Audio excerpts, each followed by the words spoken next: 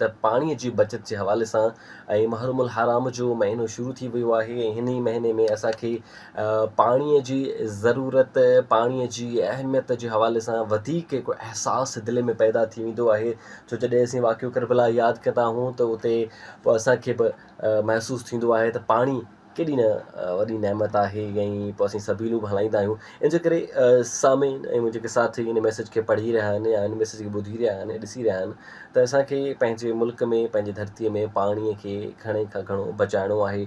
पाणीअ जो फज़ूल इस्तेमालु नाहे करिणो ऐं पाणी बचंदो त असांजी ईंदड़ नसल खे बि पाणी पीअण जे लाइ मिलंदो। छो जो हाणे ॾींहों ॾींहुं जेके बर्फ़ जे ज़रिए, जेके ग्लेशियर जे ज़रिए असांखे पाणी मिलंदो हुयो, उहो घटिजो वेंदो। छो जो बर्फ़ तेज़ीअ सां ॻरंदी पई वञे, उहो ग्लेशियर तेज़ीअ सां ॻरंदा पिया वञनि।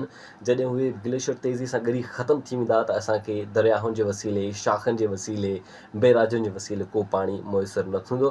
पोइ उहो ई ज़र जो पाणी हूंदो जेको असीं इस्तेमालु कंदासीं। तंहिं करे पाण हिन प्रोग्राम जी शुरूआति में इहो ज़बरदस्त मैसेज अव्हांखे बि ॾींदुसि, अव्हां दोस्तनि खे बि ॾियो त पाणी जेतिरो थी सघे घणो बचायो।